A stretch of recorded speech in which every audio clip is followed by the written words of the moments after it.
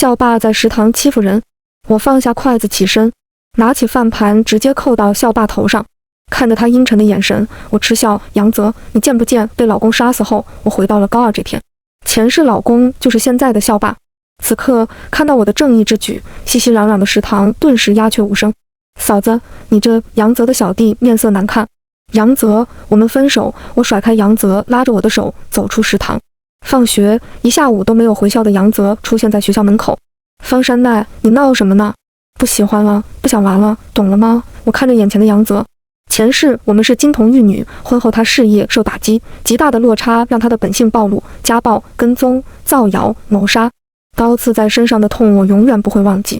食堂一事让我成了学校风暴的中心。知道杨泽为啥没来吗？因为方山奈跟那谁好了，杨泽被绿了。方山奈跟徐哲行，我靠，徐哲行可是从少管所出来的，哼，他可谁都不挑。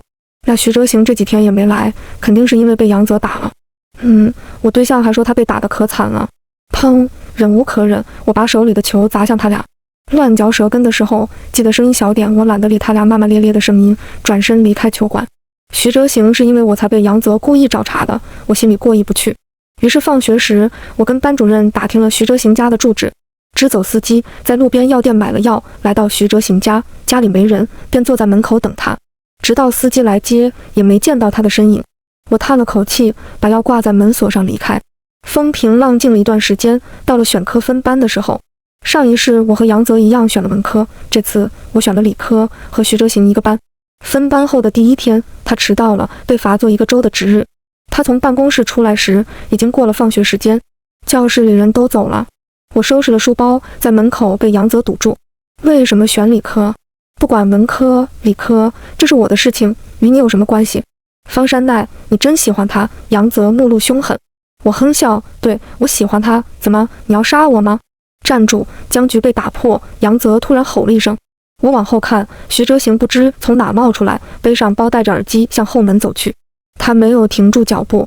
杨泽拎起凳子，怒气冲冲地向他走去。就在他举起凳子向徐哲行砸去时，我用力把杨泽推开，凳子砸到了我的背上，我被砸得坐到地上，后背生疼。杨泽，我以前怎么没发现你有暴力倾向？他似是被我吓到了，想扶我起来，我打开了他的手。杨泽走了，周围又恢复寂静。我坐了一会儿，等缓过来了，起身绕开徐哲行离开。我送你去医院。徐哲行的声音从后边传来。不用，有人接我。回到家，后背红肿一片，好在有书包缓冲，没有大碍。妈妈问我怎么弄的，我告诉她是被杨泽打的。当晚，杨泽他爸妈带着他来到我家，跟我道歉，并当面揍了杨泽一顿。接下来几天，妈妈找了家教，我没去学校。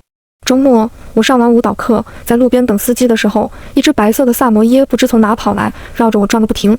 我对着项圈上的电话打了过去。喂，你好，您家小狗是叫贝贝吗？我在世贸大厦这儿看到它了，您来接一下吧。等了一会儿，才传来对方的回答。不过我听着那声音，倒觉得有些熟悉。司机来了，我带着它回到车上等。狗狗通体雪白，香香的，像是刚洗过澡。不多会儿电话响起，我看着号码没有接，直接带着它下了车。看着门口唯一打电话的身影，我牵着狗狗走过去。你好，是你的狗狗吗？身影转过来，我和对方都愣了一下。是你呀，好巧。我把狗绳交给他。徐哲行伸手接过，那双手很好看，就是冰凉凉的。狗狗很可爱，不过你可得看好它，再丢了就不知道能不能找到了。徐哲行没有回答，我心想他还真是够冷酷的，比上辈子那个搭戏的影电话还少。道完再见，我向我家车子走去，刚打开车门就被徐哲行叫住。谢谢。还没来得及回答他，就看到大厦跑出来一个女孩，很潮很漂亮。那女孩跑向徐哲行，面露难色地问徐哲行，你怎么在这儿？我坐上车关上门，那句那你请我吃饭怎么样没有说出口。周一开学，我在主席台上讲了话，台下乌压压的一片，我看到了徐哲行。杨泽一直在身旁试图跟我搭话，我没搭理他。徐哲行在学校总是孤身一人，因为进过少管所，没人跟他玩。中午，我独自吃着饭，跟周围格格不入。上一世的我，作为演员，必须吃得清淡，重来一世也觉得食堂的饭太过油腻。在我起身的前一刻，一瓶草莓牛奶被放在手边，我最爱的饮料。徐哲行坐到我对面，他没打饭。饭是谢你的，我一脸疑惑。他看我不解，又说，贝贝，还有药，你怎么知道是我送的药？我看监控了。你家还有监控？虽然几年后家门口装监控再正常不过，就现在而言还是比较少见的。徐哲行顿了顿，没有回答，起身离开。我看着那瓶草莓牛奶出神。晚上，方谨言破天荒地回家了。方谨言是我哥，上一世他是最不同意我和杨泽结婚的，奈何我年少，还因为杨泽跟他吵了架。看到他，我心口一酸，冲过去趴到他背上。哥，你几岁了？给我下来！方谨言一脸宠溺。不管几岁，我都是你妹妹。我从他后背滑下来，跟他撒娇。你怎么回来了？公司不忙了？方谨言包取下书包，我坐到沙发上，啃着苹果问道。忙啊，在筹备一个新节目。什么节目？不告诉你。方谨言一脸得意。气，我给他一个白眼。过来，给你听个东西。方谨言递给我一个耳机，我接过戴上，不是流行歌曲，是几年后盛行的嘻哈音乐。前一阵买来的歌，这种地下音乐现在还比较小众，不过市场前景很好。作为一个过来人，我向他表达了我的肯定。哥，你信我，这种歌以后肯定火。我看看制作人。方谨言把手机递过来。大头，我念出声，上一世红极一时的新生代歌手。哥，你要不要签了他？喜欢这种？我看好他，先下手为强。我目光坚定。你看好什么？你给我好好学习。方谨言给我一记暴力。真暴力。这天放学，我没回家，马上是哥哥生日了，我打算给他买个礼物。在商场里逛了很久，又吃了饭，出来时天色已经黑透了。离家不是很远，我决定走回去。在 KFC 买了一个甜筒，刚吃完第一口就被人叫住了。方山奈，是我同桌，你没回家呀？我们去 KTV 唱歌，一起吧。同桌一脸憧憬。很晚了，而且我妈妈马上来接我了，我不想与他们牵扯太多。哎呀，奈奈，都是同班同学，去玩一会儿嘛。一会儿阿姨来了，我再把你送下来。我还没来得及拒绝，就被她扯着胳膊拉走了。算了，稍坐一会儿再出来吧。KTV 人很多，有认识的，也有不认识的。哇，方山奈，张彤你牛啊！一道男声响起，我皱眉。我在门口沙发坐下，张彤坐在我旁边。你不是说都是同班同学吗？哎呀，奈奈，我也不知道他们什么时候来的。不过都是一个学校的同学，就当多交点朋友嘛。张彤一脸无辜。我抽出被他拢着的胳膊。我妈妈来了，我先走了，起身离开。不愧是大小姐呀，架子真大，一个女生阴阳怪气，这就是我不想来的原因。你这样想也很正常。留下一句话后，我离开了这个地方。好好的心情被破坏，我把还没吃完的冰激凌丢到转角垃圾桶。叮！此时电梯门打开，我还没迈出脚步，便被一股力撞进电梯里。酒气袭来，我看着靠近我的大啤酒肚油腻男，一阵作呕。美女，来玩啊，一起唱歌去。我看了眼电梯，马上到1楼了。我推开他的手，又是叮的一声。电梯门开的瞬间，我对着他下体猛踢一脚，从电梯狭小的门挤出去。大肚子男一时没挤出来，我边跑边往后看，没注意到撞上一个人，猝不及防被撞到地上，只说了声抱歉，我就抓紧站起来逃跑。但这个插曲，油腻男一帮人就追了上来。妈的，给脸不要脸！一个人拽住我的头发，眼前嗖的一下闪过一个身影，抓我头发的手被迫松开。是徐哲行，他跟人打了起来。我拿起手机报警，电话刚拨出去就被人抓着手腕跑了起来，耳边尽是呼呼的风声以及奔跑的呼哧声。我不知跑了多久，直到身后没有追喊声，我们才停了下来。抓着我的手松开，我手腕红了一圈。你没事吧？我看着徐哲行。抱歉。他目光指向我的手腕。我耸了耸肩，冲他安慰一笑。你怎么？你家在哪儿？我送你回去。在霓虹灯的照耀下，往日冰冷的男生似乎也变得温暖起来。我们一前一后走在人行道上，路灯打在他身上，留下一道修长的影子。我踩着他的影子，一步一步。徐哲行，你又救了我一次。影子顿了一下，随即又动了起来。为什么是又？少年的声音低沉磁性，我想这嗓子唱歌肯定很有诱惑力。没什么，我苦涩一笑，还好今天没连累他。一路再无言。到了小区门口，少年转身离开，孤寂的身影融入茫茫夜色。徐哲行，谢谢你。还有，我不知道你过去经历了什么，但是那些并不应该影响你做正确的决定。你很好，别放弃自己。我像个傻子一样喊完转身跑开，太丢人了，人家都不带停下的。那日之后，我换了同桌，徐哲行来学校的次数也变多了，我和他成了朋友。我们的友谊起源于那个周末。我在舞蹈室练舞出来，看到徐哲行匆匆上楼，我便跟了上去。电梯门合上，数字最后停在18层。18层是个音乐工作室，徐哲行去那儿干嘛？好奇心驱使我按下电梯，也是我的好奇心让我见到了徐哲行的另一面。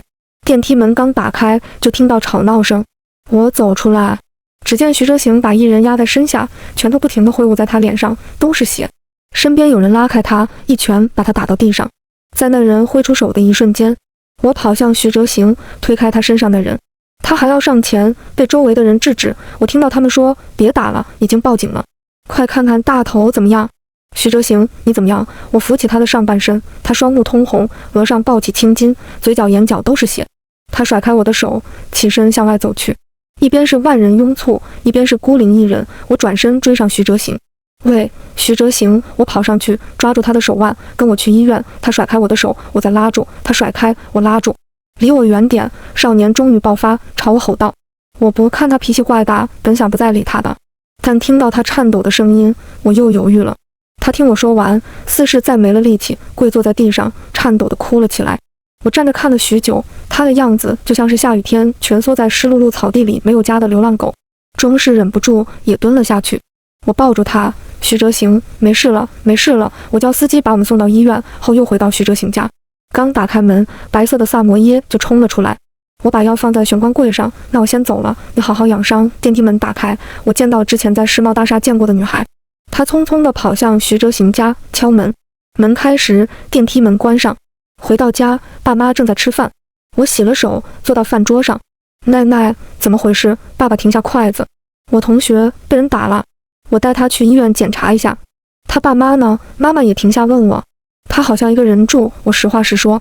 那你没事去看看他，父母不在身边，怪可怜的孩子，妈妈哀叹。知道了。我继续吃饭，不知道徐哲行今晚吃饭没？第二天他没去学校，晚上我买了一份饭来到他家，他开了门。诺，吃饭没？我把手上的饭递过去。他停了会儿，接过去，走进屋里。我跟着他进去，把门关上。贝贝蜷缩在自己的窝里，我给他倒一些狗粮。伤还疼吗？又不说话。昨晚本来想给你送饭的，看你家来人了，应该饿不到你。徐哲行从冰箱拿出来一瓶牛奶递给我，我还以为是你。我接过那瓶草莓牛奶。你一天没吃饭，我扫视了一下，家里很干净，没有外卖的痕迹。得，又不吭声了，快吃吧。我起身把饭拎过来，给他打开。你不怕我？他抬眼盯着我。怕你什么？男孩子打架挺正常。你知道我为什么进少管所吗？杀人。他继续盯着我。啊，我这下确实被吓住了，声音有些颤抖。他再不说话了，拿起饭吃了起来。我感觉周围阴森森的，心里毛毛的，起身跟他告辞。接下来我继续给他送晚饭，不过我没进去过，只敲了敲门就把饭挂在门锁上，还给他留了纸条。我妈妈说你一个人住，受伤了没人照顾，就做了饭让我送来，很好吃，你尝尝。P.S. 我们都是好人，记得给贝贝喂饭。那天放学，那个女孩在学校门口等我。你好，我叫新阳，是徐哲行的朋友。你好，我来是想谢谢你那天帮了他，我请你吃饭吧。那下午我知道了徐哲行和被打的大头以及新阳都是好朋友，他们都热衷于嘻哈，志趣相投。后来大头和徐哲行产生了矛盾，大头偷了徐哲行写的歌卖给了一个公司，这也导致徐哲行失去了舞台演出的机会。我按捺下震惊的心，你跟我说这些是什么意思？新阳一笑，我看你跟他还能说上话，希望你能劝劝他。大头已经知道错了，都是发小，没必要闹那么僵。首先，我跟他不是你想的那么熟，其次，怎么做是他的选择，我不想多管闲事。最后，如果你真当他是朋友，就不该来跟我说这些。跟新阳说完，离开的路上我一直在想，对朋友背叛跟徐哲行杀人有什么关系？他爸妈呢？为什么从来没听说过？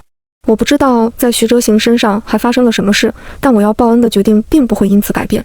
既然音乐是他的梦想，那我就先帮他把梦想重新拾起来吧。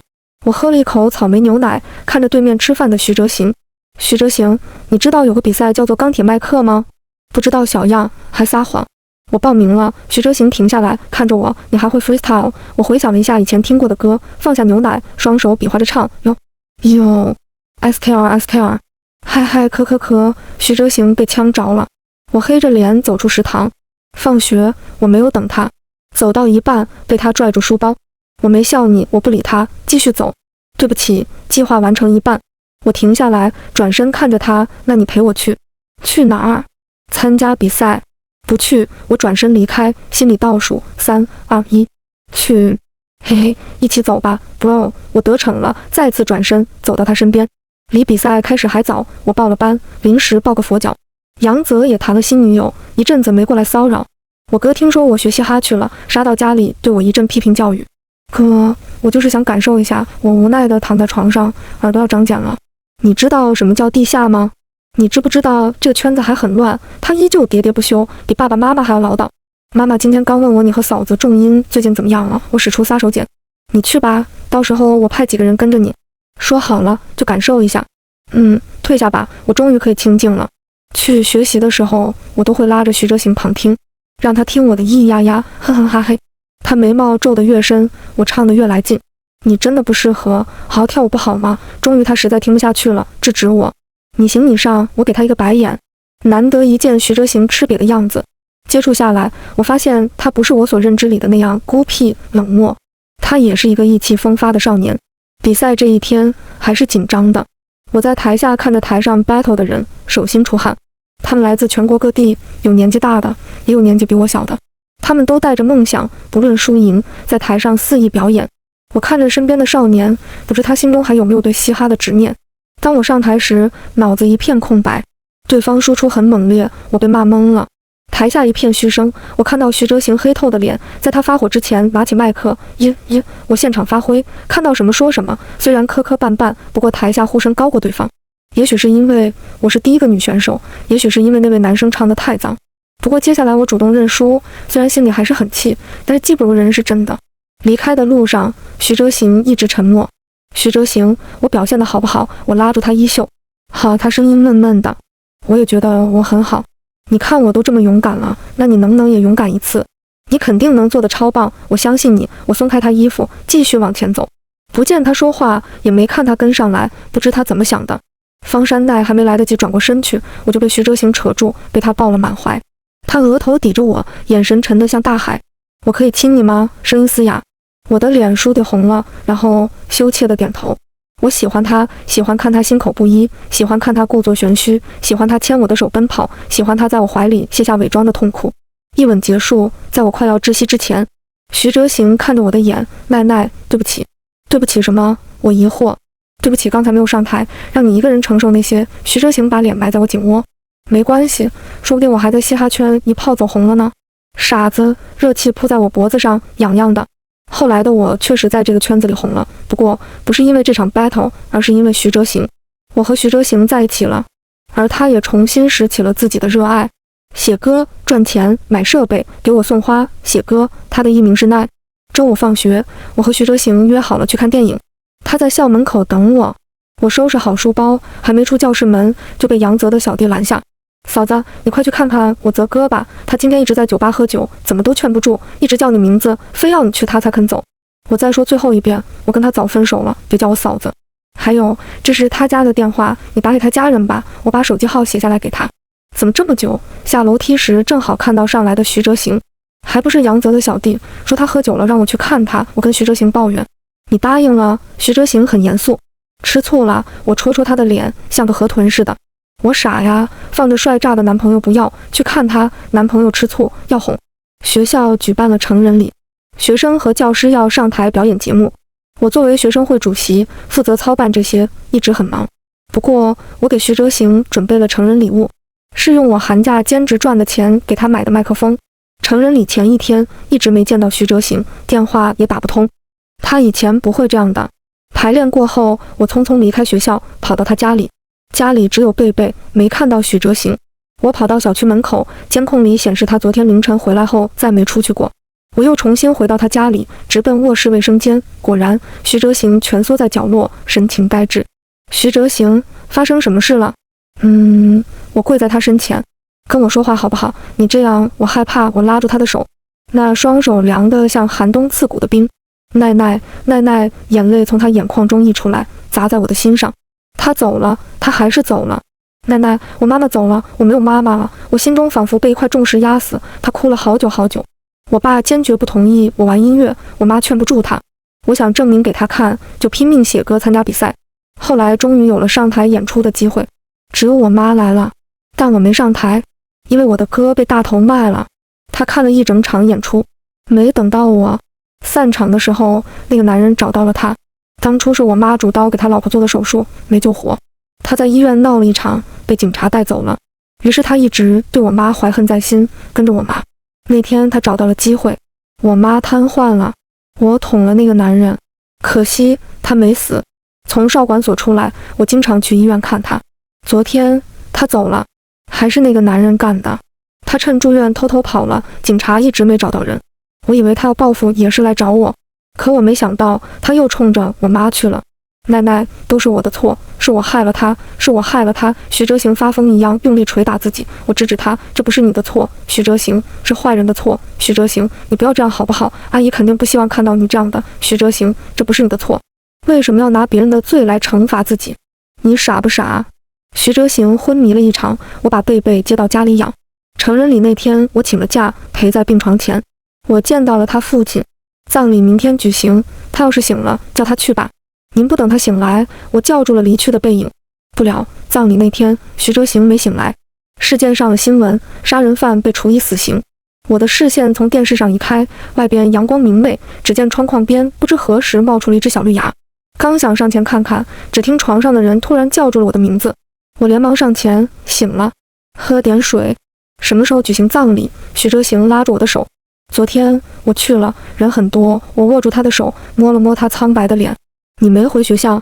今天周末。对了，我把贝贝接去我家了。我没事了，你先回去吧。徐哲行抽出手。徐哲行，不管发生什么，我都会陪着你。不要把自己封闭起来，知道吗？张嘴。我拿过水杯，把吸管放在他嘴边。许哲行喝着水，妈妈给我打电话。喂，妈妈，他醒了。您放心吧。好，我晚点就回去。挂了电话，我从袋里拿出粥来，问他自己喝。徐哲行接过粥，一口一口抿起来。明天要开学了，你要是想去看阿姨，吃完饭我陪你去好不好？奶奶，分手吧。我无视他的话，今天不想去也没事，我知道你心里难受，先别说话了，好好吃饭。奶奶，分手吧。行，我这就走。医生说你醒了就可以出院了。等明天放学了，我再去你家看你。奶奶，我说分手，脚步顿住。上一世杨泽打我时会叫我方山奈，但眼前这个男人自始至终都没喊过我全名。我先走了，从医院出来，对着门口石墩猛踢数脚。臭男人，狗男人，就知道你会给我来这一套。你还真不叫我失望，独自生了会闷气。算了，原谅他，不跟小孩一般见识。周一放学，我直奔徐哲行家，门密码被换了，敲门没有人开，幼稚啊！你门开了。徐哲行，你知道我哥怎么说我吗？他说我没出息，这样下去迟早被你卖了。我抱住他，我以前做过错的决定，这次你证明给我，让我知道我没选错，好吗？徐哲行，上辈子你救过我，这辈子换我来救你。奶奶，你知道最近很火的那个综艺吗？冠军实力超强，关键长得还帅，我已经爱上他了。我看着室友冒泡泡的双眼，拿出手机。徐哲行，我室友爱上你了。下一秒，对方回消息，一个句号。我在你学校门口，这人什么时候来的？决赛直播结束到现在还不到一天，马上到1个小时后，我出了校门。徐哲行戴着鸭舌帽和口罩，在人来人往的街上显得格外瞩目。恭喜你呀，我的冠军！我在他脸上亲了一口，他摘下口罩，直接对准我的嘴唇，亲着。上辈子戏演够了，这次我没选择进电影学院。高中最后1年，我拼命学习，最后考上了国内排名第1的大学。徐哲行则上了国内著名的音乐学院。大3这年，国内第1档说唱节目横空出世，地下音乐走上地面，一炮而红。晚上想吃什么？徐哲行牵着我的手。吃火锅。你不爱吃辣的。鸳鸯锅。好，夕阳正好，落日余晖洒在他身上，耀眼极了。清晨醒来，我动了动酸痛的身体，腰间被手臂箍紧，我被拉进徐哲行怀里。不饿。他依旧闭着眼。这会儿想起关心我饿不饿了，假惺惺，我捏住他的鼻子。谁知这坏人猛地起身，把我压在身下。徐哲行，下去。又睡到中午，直到肚子饿醒。屋里没人。徐哲行，阳台门打开，他从外边走进来，顺手拿过桌子上麦当劳的袋子，先吃点东西。我从床上坐起来，拿出一个汉堡。先喝点水。我接过杯子，里面是温的柠檬水。奶奶，我下午的飞机，嘴里的肉顿时没了味道。这么急？后续还有一些事没处理，很快就回来。他摸了摸我的头。我要打电话给妈妈告状，方谨言自己找不到老婆，也不想我好过。节目是方谨言公司策划的，为了炒热度，他竟然把主意打到徐哲行身上，不知道从哪儿找了大头去参赛。因为这个事，徐哲行还曾经陷入过抄袭风波。虽然他在节目里用最原始的方法击败了大头，键盘侠还是不肯停手，直到最后大头澄清道歉，这场风波才算平息下来。一想到他就来气。下午送徐哲行上飞机后，我果断拨通了妈妈的电话。半个月后，方谨言和徐哲行一起飞回来。当晚，我们一起回我家吃饭。阿行，奈奈没看错你，爸爸喝下徐哲行敬他的酒，都是一家人，你意思一下行了，还喝个没完了。爸爸被妈妈训斥了一顿。阿行，你爸爸最近怎么样？妈妈转攻徐哲行，我没跟他联系过。徐哲行放下筷子，你呀，要主动一点。妈妈，我哥又分手了。我打断妈妈的话。妈妈又转攻方谨言。我在桌下握住了徐哲行的手，他眼神示意我没事。晚上，徐哲行留宿在我家。徐哲行，你以后会不会很忙啊？我撸着贝贝的毛，埋在他怀里，吻落在我的发顶。那我等你。奈奈，我沉溺在徐哲行的一次次亲吻中，突然被一阵敲门声惊醒。徐哲行，出来！方谨言，你个单身狗！比赛过后，有许多节目向徐哲行抛出了橄榄枝，不过他都拒绝了，一心筹备专辑、发新歌。这一年，许多优秀的歌手被大众熟知，更多人开始接受并且选择嘻哈音乐。实习结束，忙了1个月也没见过徐哲行，有点想他。我悄悄推开玻璃门，只见徐哲行仰靠在椅子上，他头上戴着耳机，微长的碎发遮住眉毛，他闭着眼，睫毛在眼下映出缕缕倒影，应该是睡熟了。我用手捧住他的脸，在他鼻梁上印下一吻，下一秒天旋地转，我被突然醒来的人拉到了他怀里，吻随即落下。片刻后，徐哲行离开我的嘴唇，他嗓子有些沙哑，奈奈想我没，我捏住他的脸，依旧软软的，想他又想亲我，被我用手按回去。那你不去看我？是你不让去的，声音委屈巴巴的。那是我的错喽，佯装起身。我错了。徐哲行抱紧我，让我抱会儿，跟徐哲行腻歪了一会儿，跟他一起出去吃饭。进了包厢，我点菜的时候，徐哲行接了个电话，奈奈，几个朋友想过来一起吃饭。好啊，他的朋友我都认识。那你们来吧。说了一会儿，他挂断电话。不多时，包厢门被打开。奈嫂，我想死你了。说话的是小白。滚远点。徐哲行毫不客气。刚刚在工作室怎么没看到你们？我问他们。有个公司想谈合作，我们出去见了一下。回答我的是工作室企划阿黛。谈妥了吗？徐哲行问阿黛。还没，准备边吃饭边聊来着。听说你和奈嫂在这就来了。小白是音乐制作人，神色不似阿黛严肃。他随手打开一罐啤酒，边喝边说，他打电话去了，马上到。我去个厕所。我从男人手里抽出手来，从厕所出来，被一个女人撞到了。我还没开口问他有没有事，就被他叫住了。方山奈。我看着眼前略显成熟的女人，是以前的同学张彤。张彤，你在这儿吃饭？陪我老公来谈生意。女人语气得意。祝你们成功。那我先走了。客气完，我想离开。奈奈，是杨泽的声音，原来他就是张彤的老公。我加快脚步，妖魔鬼怪，快走开！结果手腕被拉住了。奈奈，你怎么在这儿？杨泽一身酒气，看样子是喝多了。别碰我！我努力挣开他的手腕，奈何力气悬殊，看我挣扎，他竟把我压在墙上。杨泽，滚开！他整个人贴在我身上，脸朝我袭来。奈奈，我好想你！我对着他的脸扇了一巴掌，第二巴掌还没落下，就被他攥紧手腕。一切来得太快，我急忙转头，恶心的嘴落在我下颌。就在这时，徐哲行来了。徐哲行，徐哲行！我拼命呼喊。张彤拉着杨泽，被他甩到地上。同时，徐哲行一脚把杨泽踹飞，还没等杨泽反应过来，又是几脚踹在他身上，接着是拳拳打脸。徐哲行，别打了，别打了！我急忙拉住他的手，再打下去，杨泽就死了。小白和阿黛也来拉扯，终于把徐哲行从杨泽身上拉开，周围乱成一团。张彤打了120，救护车把杨泽拉走。第二天，徐哲行打人的视频疯传网络，各种谣言满天飞。我给方谨言打了电话，他让我不用担心，已经找人压热搜了。不成想，井号那爱打人井号的词条刚下去，另几条新闻又出现在热搜。网络上突然爆出当年徐哲行伤人的视频，以及井号那爱软饭男井号的热搜词拿了第一，网上风评一边倒，舆论过于敏感，徐哲行的歌曲在各个平台下架，与他有关的合作都被叫停。从天堂到地狱不需要多长时间。晚上，我从梦中惊醒。奈奈，做噩梦了。徐哲行抱住我。我梦到你了。我一阵后怕。梦里是上一世的徐哲行，他躺在地上，身上都是血，我怎么叫都叫不醒他。奈奈，我没那么脆弱，你不要整天胡思乱想。徐哲行亲了亲我的眼睛。幕前幕后没有差，我照样能赚钱娶你。这几日，徐哲行看似不受什么影响，照常写歌吃饭，在我面前也从未露出什么低迷的情绪。但我知道，他不像表面那么平淡。晚上醒来，身侧又没有人，他坐在偌大的屏幕前，背影沉寂。不知这是第几晚了。他总是这样，心里难受也不叫我知道。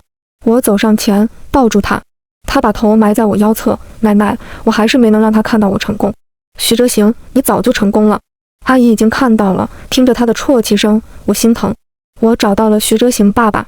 我看着眼前沉默寡言的人，徐哲行也是随他爸一样的倔强。我跪在他身前，叔叔，您还气他？可是他也是受害人，您失去了爱人，他也失去了母亲和父亲。这么多年，他就是想证明给阿姨，给您，甚至是他自己，他心里的苦也不比您的少，眼泪聚满眼眶。我抬头努力不让他掉下来。小奈他把我扶起来，站起身，走向墙上阿姨的照片。安排个时间，我和你父母见一面。啊，话题转得有些快。哦，好，我明白了，这是原谅徐哲行了，要去我家提亲了。当晚正在和徐哲行吃晚饭，手机铃声响起，是徐哲行的。你哥，他跟我示意。喂，那边不知说了什么。徐哲行拿筷子的手停滞在空中，我心下一惊，条件反射的以为又发生了什么不好的事。电话挂了，我焦急地问他发生什么事了。他让我看新闻，我忙拿起手边的手机，好多爆热词条，我一一打开。叔叔好帅，我惊喜地跳起来。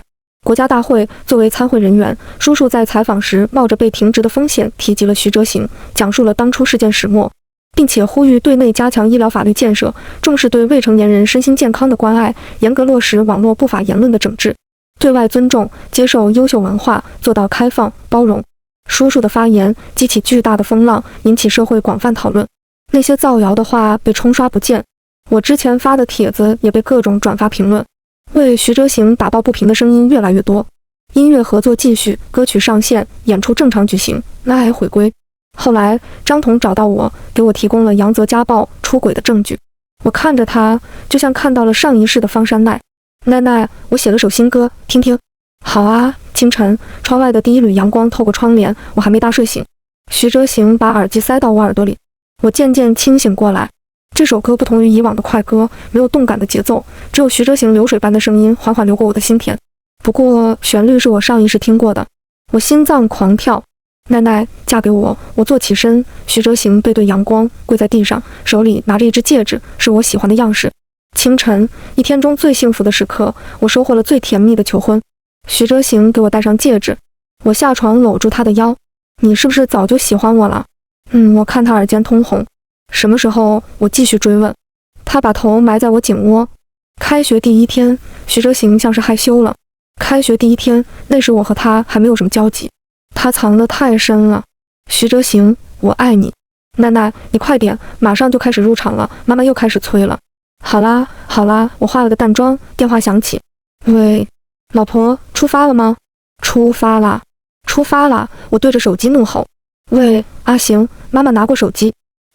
好，不知俩人在说些什么。电话挂断，妈妈把手机递给我。奈奈，你脾气是越来越大了。因为我怀孕了，我耍无赖。你呀，全是阿行惯的，爸爸无奈。我向他们吐了个舌头。